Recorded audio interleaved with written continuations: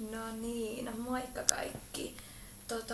Tosi pitkästä aikaa videopostausta. Te, jotka olette lukenut mun blogia pidemmän aikaa, olette varmaan huomannut, että ei ole ihan mikään ykkösjuttu ollut tässä blogissa, että viime videosta on varmaan aikaa 2 vuotta ainakin, ellei 3. En tiedä mistä tämä on johtunut. Jotenkin tuntuu, että kun blogia kirjoittaa, niin se tulee jotenkin itsestään se, että aina kirjoittaa eikä tee näitä videoita. Ja siksi mulle on tullutkin niinku iloisena yllätyksenä se, että tämän syksyn aikana on aika paljonkin pyydetty multa videoita. Ja totta kai mä haluan teille aina näitä postaustoiveita aina toteuttaa, kun se on vaan mahdollista. Mä tulin just kotiin, nyt on siis perjantai-ilta, mulla on aika pitkä koulupäivä. Tulin kotiin, mä tulin tän huovan alle ja mä ajattelin, että nyt mä teen teille tän. Nyt mä en kirjoita, vaan mä teen teille tän videopostauksen. Toivottavasti nämä videopostausjumalat on mun puolella, mä saan sen teille postattua tänä iltana. Niin tää tulee vähän reaalia-aikaisena. Mutta ehkä se syy, minkä takia mä en oo videoita hirveästi tehnyt, niin on varmaan se, että kun mä en oikein tiedä, mitä mä näissä puhuisin. Joten mielelläni mä näitä tekisin, mutta mä toivoisin, että jos teillä on jotain ideoita, että jotain aiheita, mitä te haluaisitte, mä tällään pohtisin, tälleen höpötellen, niin mä mielelläni toteuttaisin niitä. Elikkä jos tää postaus on teidän mieleen ja mun mieleen, niin mä mielelläni tämmöisiä tekisin uudestaankin. Mutta tässä ekassa postauksessa voisin kertoa vähän enemmän niinku fiiliksiä ja kuulumisia nyt lähiajoilta. Mä olin siis viime viikon tuolla Suomessa. Mä lähdin sinne maanantaina ja tulin sitten viime sunnuntaina takas ja oli kyllä ihan sairaan kiva viikko.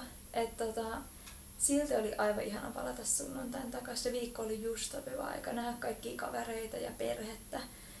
Koulujuthan siinä sitten jäi vähän vähemmälle yllättäen. Ja niitä mä oon sitten tällä viikolla yrittänyt saada aika hyvin kiri. Nyt viikonloppuna mä oon täällä ihan yksin. Juuso on toisessa kaupungissa täällä Englannissa siis soutukisoissa. Niin mun olisi tarkoitus nyt sitten saada vielä vähän enemmän kirittyä noita koulujuttuja. Mitään oikein erikoisempia suunnitelmia mulla ei oikeastaan oo.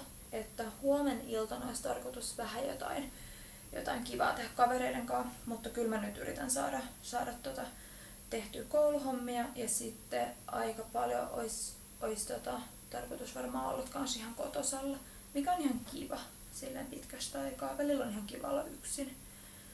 Mutta aika hullu ajatella, että maanantaina alkaa joulukuu, sit siitä on enää 3 viikkoa jouluun ja mulla on enää 2 viikkoa kouluun jäljellä. Mehän tullaan mennään Suomeen 15. päivä, sitten se on maanantai ja sitten palataan takas torstaina 8. päivä tammikuuta. Niin melkein 4 viikkoa siinä ehtii ihan kivasti sit ole sitten Suomessa. Varmaan sekin aika menee aika nopeasti, mutta kuitenkin siinä on sitten melkein kuukausi aikaa nähdä kavereita ja perhettä chillailla. Varmasti antaa noin proffat aika hyvin koulujuttuja kanssa sinne tehtäväksi, mutta eipä siinä mitään. Jotenkin hassua ajatella, että tää eka lukukausi on mennyt näin kauhean nopeasti. Musta tuntuu, että tää on vaan mennyt niin nopea. Niin kuin alku ei ehkä, että alkusyksy meni aika, ei nyt hitaasti, mutta semmoista niin normaalia vauhtia. Eikä sen takia, kun musta tuntuu, että siinä alussa ehti kauheasti tehdä kaikkea. Että ehittiin just tehdä kaikkea muutakin kuin kouluhommia. Nyt sitten varsinkin tää marraskuu, niin tää on mennyt niin hirveän nopeasti. On ollut niin paljon varmaan kaikki kivojakin juttuja sitten. Aika hullua, että 2 viikon päässä sitten tää eka lukukausi täällä on ohi, se eka puolisko. Paljon on vielä jäljellä, paljon hommaa on vielä jäljellä, se on kyllä ihan varma, mutta ylipäätään niin tosi hyvä fiilis. Nyt joulukuussa on tiedossa hirveästi kaikki kivoja pikkujouluja ja illanistujaisia ja tämmösiä, niin on varmaan ihan kivat 2 viikkoa tiedossa ja sitten kiva palata tänne sitten takas semmoista. Laittakaa mulle jos teillä on jotain ideoita, ihan mitä tahansa, ei tarvitse olla vaan videopostausideoita, mutta ihan mitä vaan, laittakaa mulle tonne kommenttiboksiin. Varsinkin jos tykkäsit tästä videosta, niin mä mielelläni kyllä teen näitä enemmänkin, jos teillä on joku aihe, missä te haluaisitte, että mä puhuisin. Esimerkiksi toi ulkomailla opiskelu, asuminen ja sen niin kuin pohtiminen on ollut aika semmoinen suosittu aihe ylipäätään. Niin kuin, se on ollut niin kuin monia lukijoita kiinnostava juttu, niin mielelläni mä niitä sit kanssa pohdin. Ihan oikeastaan, ihan mitä vaan, se oli nyt vaan yksi esimerkki. Mutta sellaista. Mä toivotan teille oikein ihanaa viikonloppua.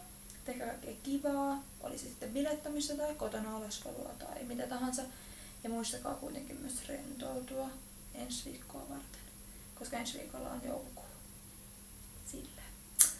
Mutta joo, palaillaan. Toivottavasti tykkäsit tästä postauksesta. Mulla tuli pieni tenkkapoo tuossa lopussa. Mutta toivottavasti tykkäsit tästä postauksesta ja mä saan teille näitä vielä tehdä uudestaan. Se olisi tosi kiva. Mutta hyvää viikonloppua kaikille ja moikka!